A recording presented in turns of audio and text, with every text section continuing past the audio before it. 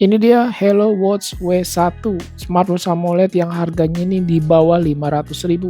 Untuk kelengkapannya dia ada user manual yang cukup kecil menurut saya, kabel charger wireless charging, sepasang strap yang ukurannya 22 mm, tidak ada bonus strap ya. Untuk harganya saat video ini dibuat ada di 460 ribuan. Dia ada dua pilihan warna, hitam dan silver. Yang punya saya ini warna hitam. Dari segi desain terlihat materialnya cukup solid, terutama di bagian back case-nya ya. Terlihat mantap banget, berbeda daripada smartwatch kebanyakan lainnya. Di bagian atas ini tertulis ukuran diameternya 46 mm, ada 3 buah tombol fisik. Di bagian layar terlihat ini cukup curve ya, mantap banget layarnya. Ketebalannya sendiri ini lumayan tebal loh guys, nanti kita ukur. Di sini ada lubang speaker dan mic, harusnya bisa Bluetooth call. Saya coba tes fitur Bluetooth call menggunakan WhatsApp call dari Android Samsung A55. Jangan lupa kita harus aktifkan untuk di mode shortcutnya logo Bluetooth call-nya. Untuk aplikasinya sendiri, dia harus download atau scan barcode app-nya dari user manual ya, namanya QFit. Saya cari-cari di Play Store, dia belum ada, jadi kita harus download APK-nya. Ya seperti ini tampilannya, bisa menjawab telepon langsung dari WhatsApp call Android Samsung. Dia ada pengaturan volume di bagian pinggir, tetapi saya slide ini nggak connect ya. Tampilan notifikasi masuk seperti chat WhatsApp ini bisa baca segini aja, tidak bisa menampilkan full karakter, dan fontnya terlihat ini kecil-kecil ya. Cuma kalau kita perhatikan di bagian bawahnya bisa menampung cukup banyak notifikasi. Ini sampai 20-an ya.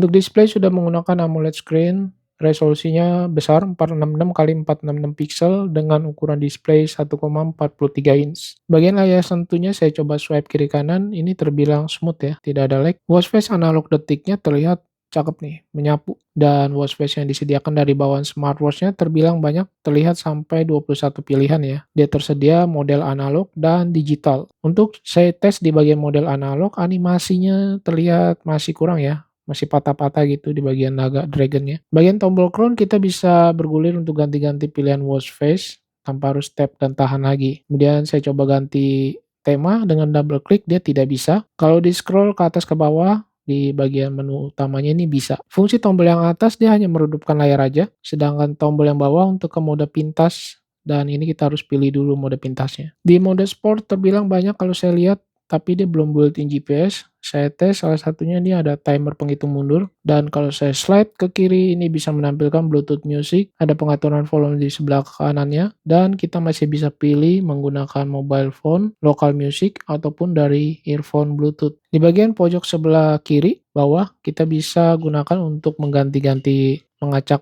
pilihan lagu. Kalau di slide ke paling kiri dia tidak ada tampilan mode rute ya, karena dia belum ada GPS. Kita lihat di bagian fitur kesehatan, salah satunya heart rate. Saya tempelin jari saya ke sensor heart rate-nya. Ini terlihat berjalan secara dinamis atau berkelanjutan. Dia ada fitur yang namanya AI voice, tapi ini saya tap-tap nggak bisa ya. Entah kenapa nggak connect, padahal sudah terhubung ke aplikasinya QFit. Flashlight, lampu senter, dia hanya menggunakan dari layarnya tanpa fisik center. BP, blood pressure ini tidak banyak di smartwatch kebanyakan ya, jarang-jarang, dan terlihat dia tidak berjalan dinamis, hanya berhenti, muncul, berhenti aja gitu. Fitur lain seperti alarm, ini ada cuaca, fitur kesehatan seperti SpO2 juga tersedia. Timer waktu penghitung mundur disediakan di smartwatch ini.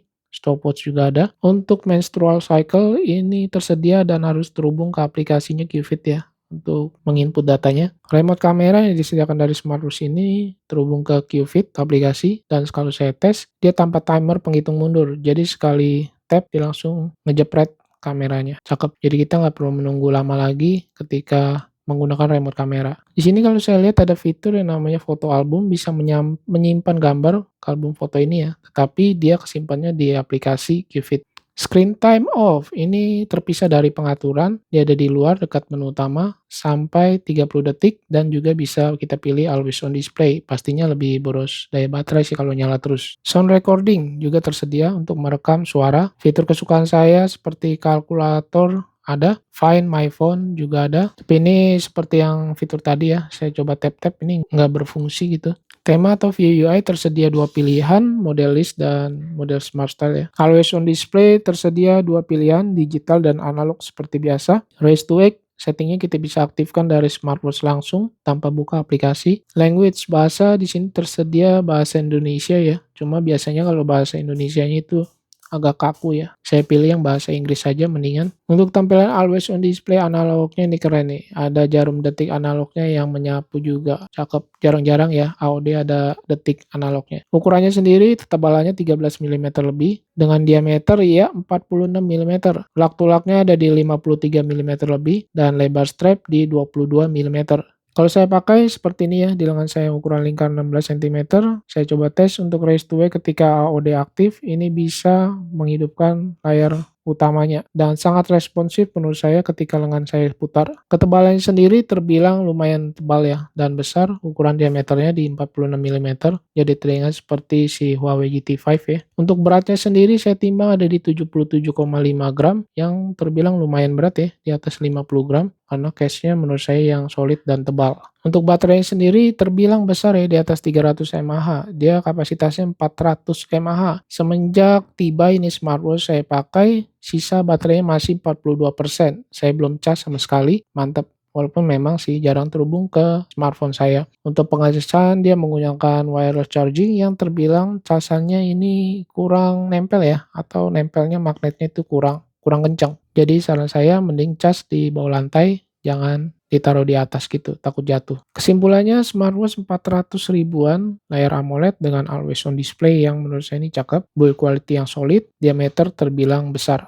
Bagian strap terbilang menurut saya ini biasa aja sih ya. Bagian display terlihat curve desainnya, tetapi untuk notif masuk ini agak mengganggu sih ketika terhubung ke smartphone ya. Dia suka muncul sendiri walaupun saya sudah swipe hilangkan. Watchface yang disediakan smartwatch-nya terbilang banyak, masih bisa ditambah lagi dari aplikasinya QFit, tetapi dari aplikasinya pun tidak bisa menginstal banyak pilihan, harus bergantian dihapus dari smartwatch-nya. Sekali lagi untuk smartwatch ini terbilang besar ya, lebih cocok buat kamu yang berlengan besar. Kalau lengan kamu kecil seperti saya, tampilannya bisa lihat tadi saya sudah hands on. Untuk responsif layar ketika di raise to wake cukup bagus dan lancar. Mungkin segini dulu yang bisa saya sampaikan unboxing dan review singkat dari Hello Watch W1.